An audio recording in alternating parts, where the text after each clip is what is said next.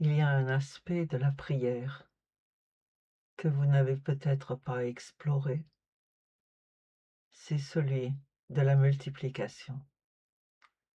Dieu, au tout début de l'histoire, dans la Genèse, a assigné à l'homme et à sa femme un rôle de multiplicateur. Il leur a dit de se multiplier. Et depuis, l'homme et la femme n'ont cessé de multiplier, d'avoir des enfants, qui ont à leur tour eu des enfants. Et cette obéissance a créé le monde. Également, nous voyons que Dieu a prévu une unité, une union de l'homme et de la femme. Il a dit que l'homme et sa femme sont devenus un dans le mariage. Et l'acte sexuel, qu'on appelle aussi l'acte d'amour, est un rapprochement qui aboutit à une union où l'homme et sa femme deviennent un. Et on voit cela se matérialiser dans les mariages. Les gens qui sont restés ensemble dans le mariage pendant de très longues années finissent par se ressembler. Ils n'ont pas besoin, ils n'ont plus besoin de s'expliquer. Un commence une phrase et l'autre la termine. Ils savent intimement ce que l'autre pense et ce que l'autre veut dire. Et cette union aboutit à une multiplication. L'enfant est le fruit de l'union. Mais ce que nous voulons regarder aujourd'hui, ce n'est pas l'union physique, mais l'union spirituelle entre nous et Dieu. Dieu a le désir de devenir un avec nous. Il nous appelle à une intimité avec lui, où nous venons des porteurs, des porteuses de Dieu. Et la prière est cet acte d'amour qui se prolonge dans la grossesse spirituelle. J'ai eu une expérience un jour au Nigeria qui était vraiment très particulière et à laquelle je n'étais pas du tout préparée. Nous étions dans le- la maison qui nous servait d'église et d'accueil pour les malades et les gens qui avaient besoin d'être écoutés. Et je suis rentrée dans la chambre d'un des leaders et il priait et je ne voulais pas le déranger. Alors je me suis mise à genoux près du lit. Il était assis à côté. Je me suis mise à genoux et j'ai commencé à prier. Et d'un seul coup, j'ai commencé à ressentir de violentes contractions, comme si j'étais en train d'accoucher. Et je savais très bien ce que c'était puisque j'avais déjà eu plusieurs enfants à l'époque.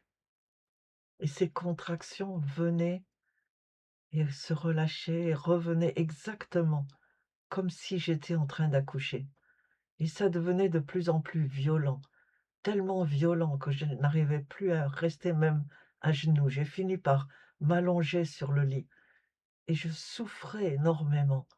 Je souffrais, je souffrais, je souffrais et en même temps, je savais que quelque chose de très sacré était en train de se passer et ça a continué, ce qui m'a semblé une éternité et finalement, d'un seul coup,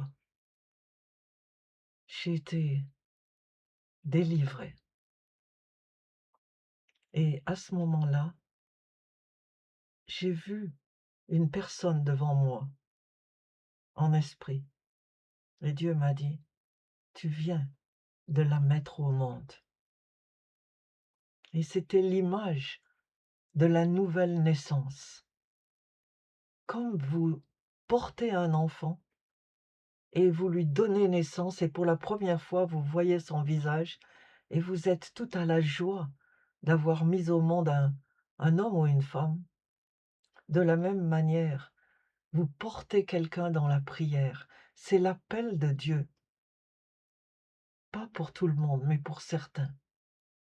Un appel à la prière, à porter ceux qui ne connaissent pas Dieu ou qui le connaissent mal dans la prière.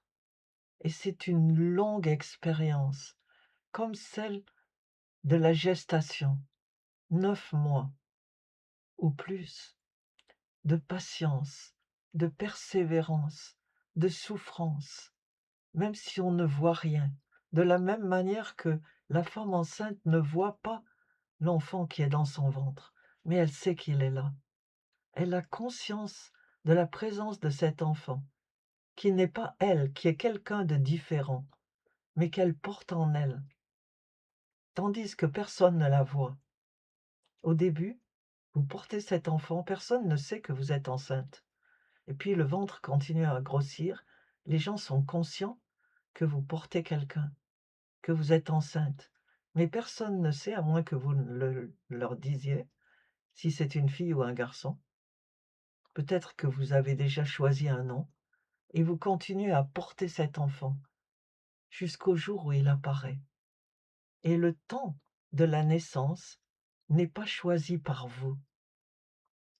Dans l'histoire naturelle, c'est Dieu qui choisit le moment de la naissance. Et souvent, au moment où vous vous y attendez le moins. Vous savez qu'à un certain moment, la naissance est proche. Tout le monde sait que normalement, on accouche à 9 mois. Mais le jour, l'heure appartiennent à Dieu. Et puis, vous commencez à sentir les douleurs de l'accouchement. Elles peuvent être plus ou moins fortes, mais il y a toujours ces contractions qui doivent expulser l'enfant pour qu'il puisse naître. Et c'est la même chose dans cette prière. Vous accouchez de quelqu'un, d'un être humain. C'est la renaissance.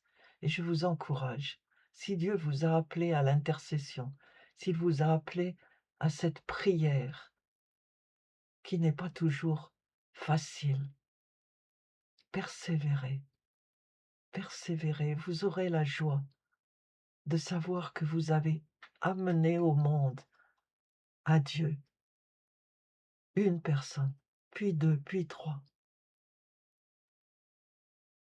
Acceptez de devenir comme Marie, la servante du Seigneur, activement impliquée dans son travail de naissance. Que Dieu vous bénisse.